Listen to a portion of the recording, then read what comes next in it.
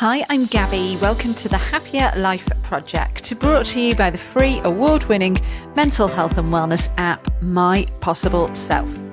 If you're listening to this episode in January around the time of its release, it's a period in the year where most diet plans kick off as a result of indulging over the Christmas period. Last week on the show, we talked about the importance of maintaining a healthy approach to movement and avoiding anything too punishing and extreme. And today we are taking a similar approach with food and nutrition. Like exercise, eating well is fundamental to our overall health. But just like when you obsessively exercise, when you obsessively try to eat healthily and maybe over-eliminate certain foods and food groups, you could actually be doing way more harm than good. And this is why for the next 2 episodes, we are going to learn all about orthorexia. Orthorexia wasn't a word I'd even heard of until last year. Put simply, orthorexia is a term that describes an obsession with eating healthy food. It comes from the Greek words ortho, meaning correct, and orexis, meaning appetite.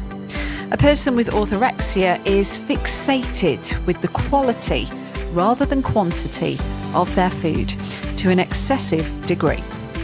Orthorexia can start with healthy or clean eating, then progress quickly to the elimination of entire food groups, such as dairy or grains, and then to the avoidance of foods such as those with artificial additives, foods treated with pesticides, or particular ingredients, for example fat, sugar or salt. In our current culture, cutting out entire food groups like sugar, fats, carbohydrates and dairy are commended. And here lies a dangerous problem, exacerbated by the abundance of content creators that promote a healthy life by very unhealthy means.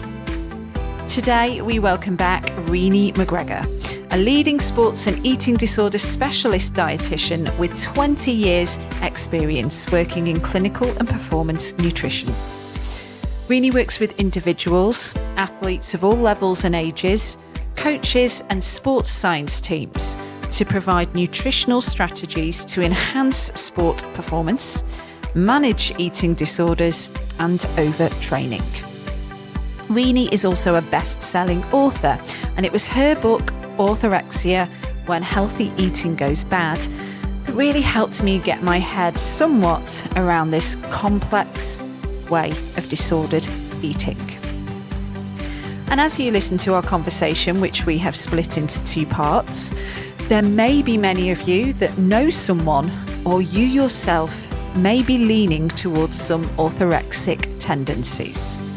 And like me, you might have some aha moments where you realise that you've actually been brainwashed into believing certain food myths when it comes to making food choices without knowing if this information has come from a credible source or not. So, ready to find a healthier, happier you? Let's get started.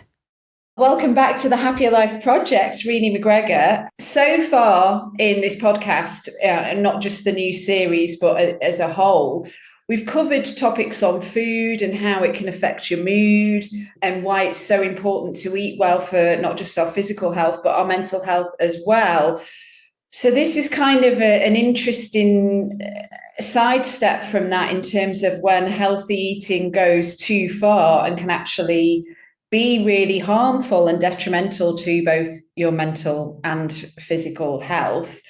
I'd like to start with the term orthorexia, because I confess I hadn't actually heard of it until I knew about your work. And I think many people might be like me. So if we could start there, if you wouldn't mind giving a little synopsis on what exactly is orthorexia. Sure. I mean, orthorexia by definition is the obsession with eating purely, with it eating correctly. That's kind of what it is by obsession. Right now, it's not technically known as a diagnostic eating disorder, although that is something that has changed just this year I've been involved as part of the international task force on orthorexia. And for the last 4 or 5 years, we've been working on diagnostic criteria to make it something that can then be added to the manual of diagnostic criteria for all mental illness and mental health. And then obviously medical practitioners have that at their fingertips to be able to kind of go, oh, okay, this is what this is. So as it stands, orthorexia is a kind of, we used to think it was like a subset of anorexia, but now we know it's not. It's basically a sort of type of eating disorder that stands alone in its own right. It has a number of overlaps with obsessive compulsive disorder and anorexia, but fundamentally it is, like I said, that obsession with getting it right. It's the need to be overly health conscious is probably a good way of talking about it.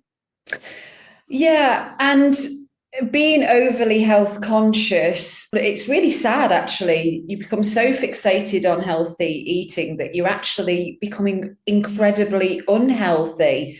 So what is the switch where we all know we should eat vegetables, we need protein, we need carbs, but like, when does it become such an obsession that something just flicks? I know elimination is a big part of this, and that's from reading your book.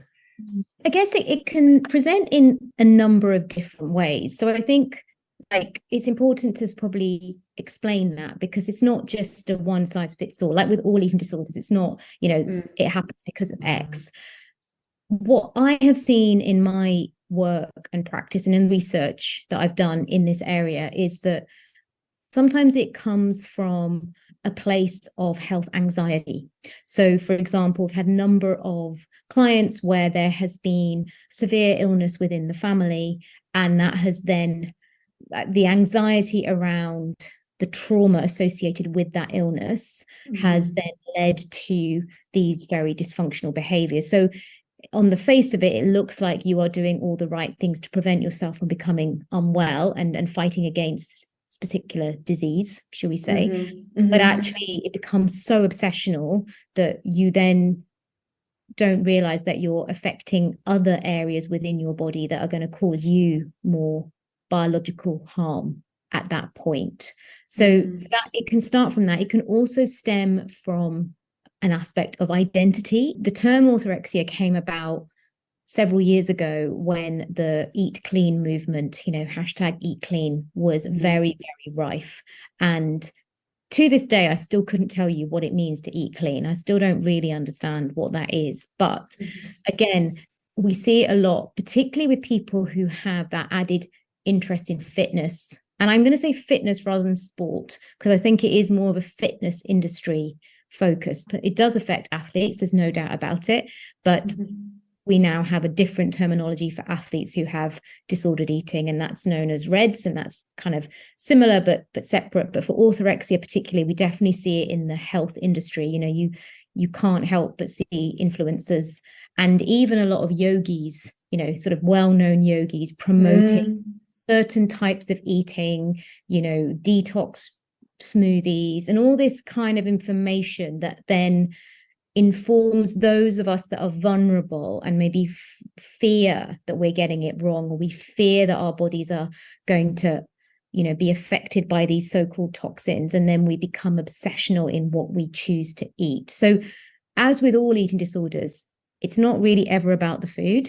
It's usually about a much more complicated reason that's going on underneath, but food is obviously the focus. And with orthorexia, you don't usually see those sort of negative consequences of weight reduction. So people don't tend to lose weight with orthorexia. So with anorexia, we know that there's a big aspect of losing weight and maintaining your weight at a level that is not acceptable for the human body to function. And there's a big aspect of that. But with orthorexia, it's much more about the food ingredients. There's a real obsession with getting that right, and to the point where then it becomes so all-encompassing that it can start to affect your day-to-day life.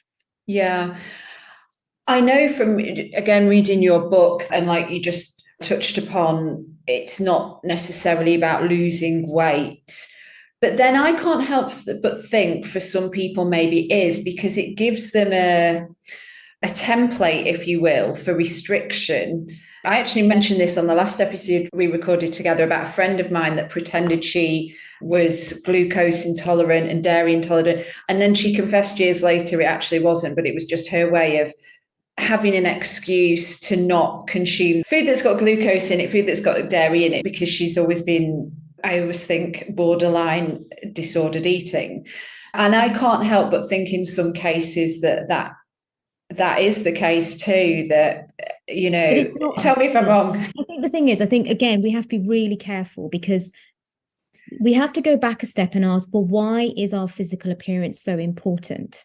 Right? Yeah. It's not even necessarily about finding a way to lose weight. It goes back to finding a way to feel better. Right? There's a much deeper rooted anxiety about falling short, not meeting expectations, not being good enough in the world we live in, feeling the sense of unworthiness. That's the driving factor in all these behaviors. And we go in search of something that's going to help us to fundamentally, we think, feel better. Because if we do these, if we follow these behaviors, if we eat in a certain way, if we remove certain food groups that other people are suggesting that they did and it completely altered their life and suddenly they felt amazing, we're only looking on the information that's being provided out there for us, because we're also looking for that kind of that promise. If we do this, then everything's going to fall into place and my life is going to be perfect and I'm going to be able to live it to the fullest. That's the kind of, that's the thing about, I think that's the thing about wellness, and this is where a lot of orthorexia comes from, is that the wellness industry, which is very different to well-being, and I want to make that really clear, but the wellness industry has a big part to play in this, because the wellness industry is constantly fueling this. It's constantly, providing us with information that then informs us that we're getting it wrong, we're not doing enough. So it almost perpetuates the cycle. We've got this already feeling of, we don't quite fit in, there's something wrong with us, we're not achieving enough. We've all got that living in the modern world.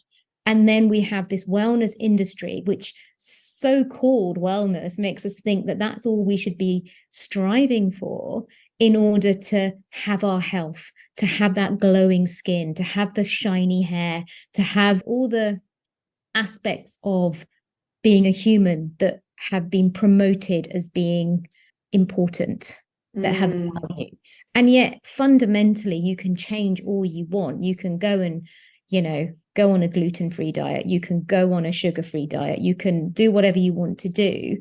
You can even achieve the physique that you might associate with being perfect. But I doubt it will make you happy, because it's not about that. Sorry to cut you off earlier, but I think it's really important to help people to realize that all human behavior has a purpose, and disordered eating and dysfunctional behaviors around food, there's a purpose behind it. And often we will mask it with, oh, I just want to be healthier, or I want to lose a few kilos. Or if you then take another step back, for most people, the reality will be, I don't feel good enough, which is why I need to change myself. And that's where the root of the issue is. I guess with the weight thing, I sort of came to that conclusion. I mean, there is this association with, if you're thin and healthiness, right? So I remember listening to, it was a live talk, and he was, I'm sure, like a sports nutritionalist. And he said, I've got them somewhere in my notes, but basically that women should have, or a healthy body fat to have is like, he said sort of around 20 to 25, because he was talking to people that were into fitness. I think perhaps it's maybe a bit more than that, but he basically was saying, and this is just taking women for this example, that most women aren't happy to have around that body fat, and they actually want to be thinner. He said, but actually, if you're in a healthy range, then you should have, the way we are physically built is to carry some body fat, but actually anything less, you're not getting healthier, you're getting thinner, but it's purely for aesthetic purposes. That always stuck with me, because it kind of, surprised me actually. And so I guess that's why I'm sort of thinking, when it's like, well, I'm being healthy. If I'm thin, I'm being healthy. But I think the problem is, again, is because society is promoting this imagery. If you look at those women who are sub 20% body fat, that is the imagery that is being pushed out constantly, that this is what we all need to look like. Only if you look like this are you going to be acceptable. And yet it's not normal. He's absolutely right. The normal range for women is actually 21% up to 32%, depending on your age. Because as you get older, actually that range increases, because again, our bodies change as we get older. And that's the other thing that I think I find fascinating, is I've worked with a lot of older women recently, women going through perimenopause and into menopause, who have absolutely developed orthorexia almost as a result of the transition they're going through, because their body is changing, and it will change because hormones influence our body composition. Hormones influence, our mood and how we eat and what we're able to do from a physical point of view in terms of exercise and, and lifestyle. And it's a big transition phase. And it's not to say that it's a permanent thing. Like, it can, obviously, we've got all sorts of strategies now to support women through this really important part of their life. And for most women, you're going to hit menopause around 50, 51. You've still got a massive amount of time left, in today's life, where we have higher life expectancy. You've probably got another 20, 25 years, if not more.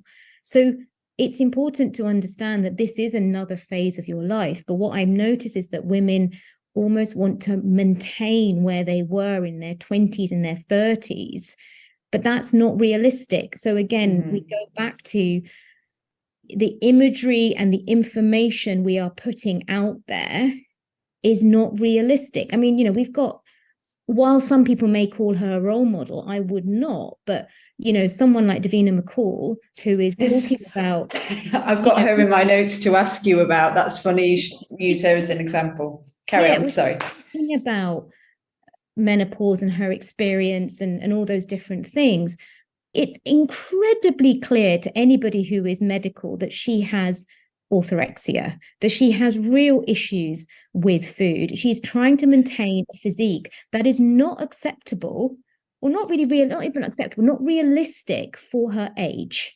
right? You've got all these women in their 50s looking at her going, oh my God, she's amazing, and we've all got to try and achieve that gold standard. Well, no. You're right. That's so interesting, because I was going to ask you about her. She's done a book on eliminating sugar.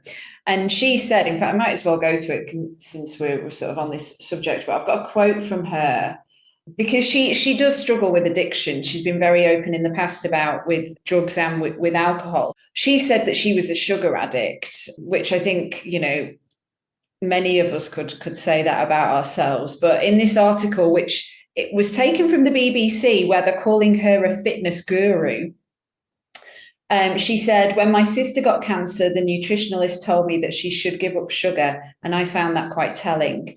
I did some research and realized I was a slave to it. We need a certain amount of carbohydrates, but we don't need added sugar. Stop eating it and you may stop mood swings, bad skin, and weight gain. Sugar-free to me means a diet free of refined sugar, like things like processed foods and white flours, rice and bread, packaged sugar too. Her book's called 5 Weeks to Sugar Free. Yeah, and those are exactly the rules you would have if you're orthorexic. So, and also, she's got an addictive personality, but what about her addiction to exercise then? She's not tackling that, is she? I think this thing, it's very clear to me that Davina McCall has a number of problems, right? She has admitted to having eating disorders in the past. She's admitted to alcoholism. That's a personality type. That woman needs therapy to understand her awareness of herself and to appreciate that she has a very addictive personality, but you can't pick and choose what you're addicted to. You have to look at the whole picture. And this is why it terrifies me when we have spokespeople who are celebrities, who have no scientific background, who have no knowledge of what they're doing. And also she goes, I did the research. She will have gone in search. She would have cherry picked the evidence to go in search of trying to elevate her book. But it really worries me because, it's not just her. I mean, we've used her as an example. There are many celebrities out there all doing the same thing. But fundamentally, one of the most important things I find when I'm working with anybody is helping them to realize the purpose of their behaviors. Like, we go back to that kind of thing. If you understand what the purpose of your behavior is, and the majority of the time, the purpose of any behavior is protection from, like I said, not feeling like you're achieving, not feeling like you're hitting an ideal, whatever it might be. Maybe something happened in your younger years that has informed you that to get approval, you have to, attain a certain body type, you have to attain a number of achievements. Like, we all know those people. And I think, so when you understand the purpose of your behavior, when you start to go, oh, okay, I understand this, and then you start to look at that younger version of you, where this has probably come from, and you do the work, you do the therapy, you start to be able to turn up for that younger version and show them more compassion and care. Only then can you get total embodiment, and only then can you let go of these behaviors around food and exercise. So, the problem with fixating on food as being the solution is that often this happens when people are totally disconnected from their body, that their mind and body are separate. And that's definitely something that is very clear, again, with Davina McCall, she hasn't got total embodiment. She's always projecting onto her body, always. Every single behavior you see, every article you read, she's always in a bikini, she's always showing off her abs. And okay, fine, she's proud of it. But not once has she stopped to maybe consider how that might be impacting the hundreds of women that look at those images and think that's not realistic for me, but actually is suggesting a standard that we should all be trying to achieve. These are the things that, and this is the problem with wellness, is that you have these gurus, as you put it, who are being... Well, the BBC put it.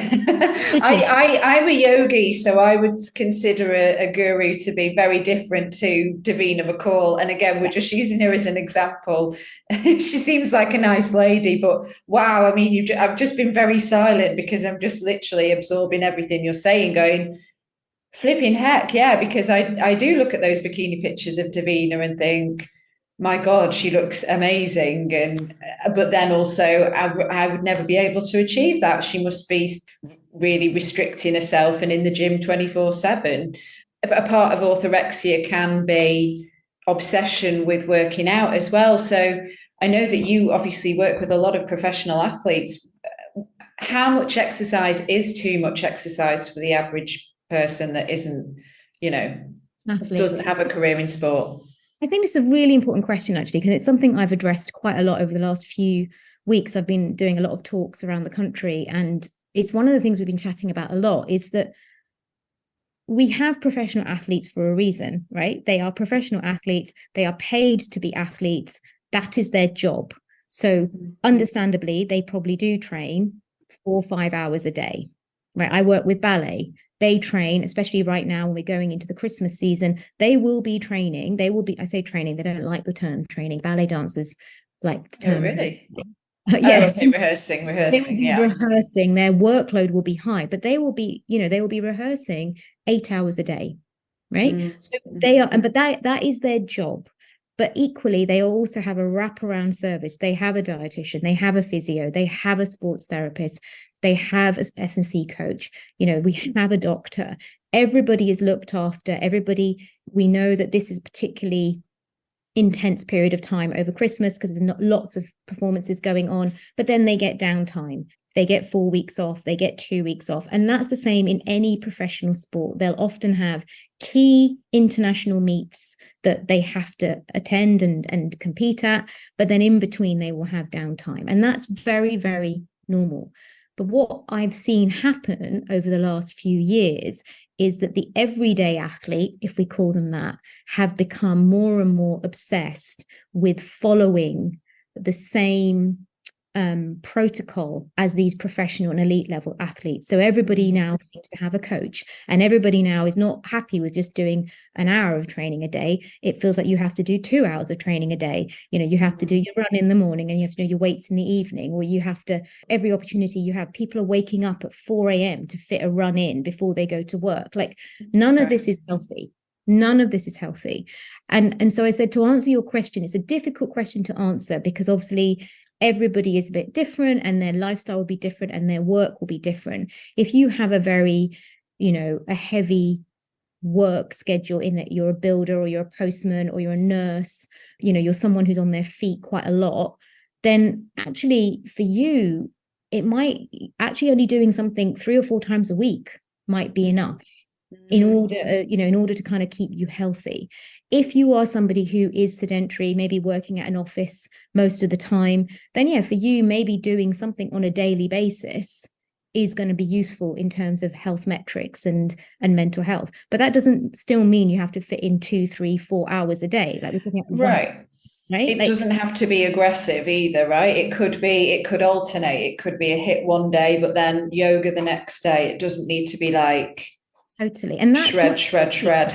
Yeah, and to be fair, Gabby, that's exactly what we want. What we want is people to have a balance and to have variation. So it's not okay to do HIIT every single day. That's all that's going to do is put your central nervous system, under huge amounts of stress and fatigue.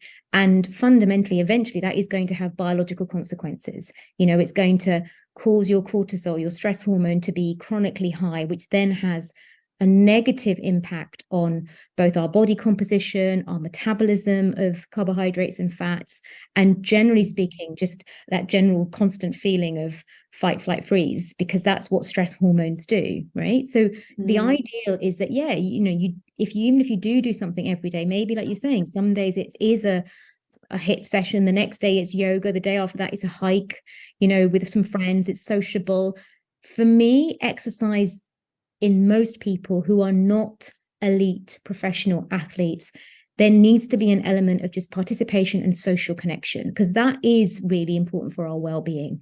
And so again, when it becomes something obsessional, where you are getting up at 4:30 in the morning to be able to fit it in before you go to work, or you are missing out on, Friday night drinks with your work colleagues again because you want to go to the gym, every now and again, it's fine to do that if you make that something you need. But if you're doing it again, then that is going to have an impact. And I think the biggest piece of the puzzle with all of this is health. Health is so much more than what we eat and what we do for exercise. And yet, if you look at Instagram, that's what you'll think health is. You'll think health is about what we look like, what we eat, and how much we exercise. And actually, the biggest component of health is social connection. Because if we don't have social connection, we don't have healthy minds. We don't have, you look at any research on depression, you look on any research on mental health problems, and the biggest feature in all of those is the lack of social connection, the lack of feeling like they're contributing or belonging to a sense of community. And actually, if you change that up with a lot of people, hence why so many community hubs and charities that are offering that social connection, or a place where people can come and do something. I read this morning about a charity that has opened up a kitchen for people to come and just provide some support in terms of cooking, and then the food goes to help those that are homeless. That is a sense of community, but also a sense of contributing, and you get the social element, and that has really impacted people's mental well-being. And so I do think people need to realize that health is so much more than just the physical. It is that mind and physical is so important. I'm so glad you said that, and I'm going to take that thread and run with it, because what we decided to do really was to put this episode out in the early January, and I've got another episode with a mental health PT, because we sort of talked about it. And I don't know how you feel about this, but I think that, and I've said it before on different episodes of the podcast, it seems that December is just this time where we get a golden ticket for indulgence, right? And we can we talk about sociable, we're doing every, parties and dinners and foods and Christmas and, Thanksgiving, if we go a bit further back, and to not neglect our US listeners. But then January is the time for restriction, and it's almost like we've got to punish ourselves for what we've done for the weeks leading up to January. And, we all know it's the most depressing time of the year. And I think to many, they would agree with that, because we're but then we're also bombarded, going back to social media, with this like, okay, dry January, restrict, new year, new you, all of that kind of thing. So this must be like a breeding ground for people who have orthorexic tendencies, or, to be receiving these kind of messages, or not even tendencies, but just perhaps there's something bubbling away, and this just could be the catalyst to take them down what they think is a healthy plan, where actually the results could be quite detrimental. Yeah, I'm, as you can probably imagine, I really loathe that time of year. Not because it's January. Actually, January is my birthday month, so I'm usually quite happy. But it is a difficult time of year. We've just had all the festivities. There's been lack of routine for most of us. We've taken time off work. We've caught up with friends and family. I think it's interesting you brought up the kind of the decadence of eating. But again, that's only something we have all normalized. And I'm not a minute saying that we shouldn't go and enjoy ourselves. I think, again, food is central. But if we think about Christmas in general, Christmas is, probably a week of December, all in all. By the time you've kind of gone to your in-laws, and then you've gone to your family, and then you've gone to your friends or whatever, it's at your work and thing. So yeah, it's there's a time there where food is going to be maybe a little bit more abundant, but that doesn't necessarily mean that you have to change your approach to eating. Like, you can eat differently. So absolutely, maybe the food is different, and maybe it is a little bit richer, but that doesn't necessarily mean it's bad for you. But I almost feel like society creates this more, which then we all follow, only then to set ourselves up to fail in January, because then we get to January and we all feel a little bit sluggish. We all feel a little bit like uncomfortable, the jeans are that little bit tighter or whatever it might be. And then we go in these massive, right, that's it. I'm going to completely stop now, and I'm not going to snack, and I'm not going to drink, and I'm going to go and do to the gym every single day. And it's really difficult to maintain these behaviors. And so we almost self-sabotage it. And actually, it's just a little bit more gentle with ourselves through December and January. And actually just appreciate that, routine does go in December a little bit. But if we go back to routine in January, most likely everything will fall back into place again. We don't have to be super restrictive and super unkind to ourselves, because, as you said, it's a really, really dark time of year, like literally dark. And it is like the celebrations are over, and there's not an awful lot to look forward to at that point in time. So that, again, sort of falls into that. So I think it is definitely a time where it's important not to become overly restrictive, and it's such a time to be gentle with yourself rather than a time to be too punishing. Over the years, that's the message I have tried to put out there as much as possible in January, is let's just go slow. Let's just take it easy. Let's just be kind. Because again, it's that compassion. If you respect your body, and this is a really important thing, if you respect and nourish your body appropriately, it will work so much better for you instead of beating it up.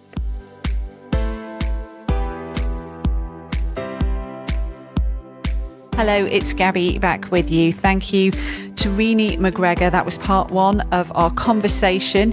If you haven't already subscribed to the podcast and you listen on one of the podcast platforms, please do, so that when episode 2 comes out, it will land in your inbox as soon as it is available to listen to. And now for the important housekeeping. If you are suffering with your mental health, there is a crisis button on the My Possible Self app, which will signpost you to the correct information for immediate expert advice. Those of you who are listening on one of the podcast platforms, the My Possible Self app is completely free to download, so you don't need to worry about it costing you anything. If you are in crisis or you think you may have an emergency, call your doctor or emergency services immediately. The views expressed in this podcast are solely those of the interviewer, which is me, and the interviewees. The content of this podcast is for informational and educational purposes only and should not be considered as a substitute for professional or medical advice. The primary healthcare are not involved in the production or content of this podcast. If you're not already following us on social media, we are at My Possible Self, and I've been at Radio Gabby. And to follow Renee on Instagram, she is R_McGregor, spelt McGregor, and her website is reneemcgregor.com. Do take care, and I'll see you on the next one. Bye for now.